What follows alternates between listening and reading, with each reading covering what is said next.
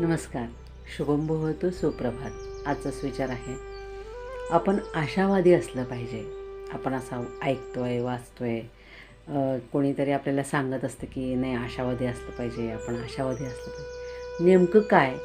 तर एक उदाहरणावरून आपण हे समजून घेऊया की एक कंपनी असते आणि त्या कंपनीमध्ये अनेक नवीन नवीन तरुणी काम करत असतात आणि मग त्यांची क्रिएटिव्हिटी इतकी चांगली असते की वेगवेगळ्या प्रकारचे चप्पलचे डिझाईन्स, बुटाचे डिझाईन्स तयार करून लहानांपासून अगदी वृद्धांपर्यंतच्या व्यक्तीला कोणतीही चप्पल कशी शोभेल किंवा कोणतं बूट कसे शोभेल ह्याचा अगदी अचूक विचार करून एक आराखडा तयार करून भरपूर प्रमाणात त्यांनी वेगवेगळ्या प्रकारच्या वेगवेगळ्या व्हरायटीच्या चप्पल्स बूट त्यांनी त्या कंपनीतून त्याचं उत्पन्न घेतलेलं असतं.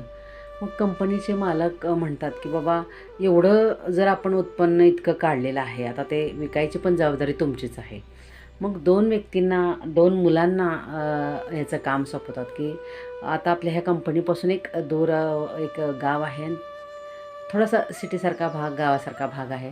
तिथं जाऊन बघा की काय अवस्था आहे. मग आपण आपलं तिथं दुकान वगैरे मांडू शकतो, असे जेव्हा ते मालक म्हणतात त्यावेळेस ते दोन्ही मुलं जातात, सर्वे करतात आणि बघतात. बघून मग येतात आणि मग पहिला मुलगा म्हणतो की आपण एवढं सगळं उत्पन्न तर केलेलं आहे चपलांचं, परंतु त्याचा काहीच उपयोग नाही, कारण ह्या जवळच्या गावामधला एकही माणूस, एकही मुलगा किंवा एकही स्त्री पुरुष कोणीही चप्पल वापरत नाही. मग आपण तिथं दुकान आपण टाकू शकत नाही, असा एक पहिला मुलगा म्हणतो. दुसरा म्हणतो की नाही साहेब, आपण तिथंच चप्पलचं दुकान छान टाकू शकतो, कारण तिथंच टाकून आपण आपल्या सगळ्या मालाची विक्री करू शकतो, असं तो म्हणतो. त्यावेळेस त्या जो मालक असतो कंपनीचा त्याला एक प्रश्न पडतो की कसं काय शक्य आहे? तर तो म्हणतो की आपण तिथं दुकान टाकायचं मोठं आणि चप्पल घालण्याचे फायदे सांगायचं. चप्पल घातल्यामुळं काय काय फायदे होतात हे आपण सांगूया. बूट घातल्यामुळं काय काय फायदे होतात ह्याचा आपण प्रसार करू. काही चप्पल, काही बूट आपण त्यांना एक्सपेरिमेंटल म्हणजे काय खातर मोफत देऊया.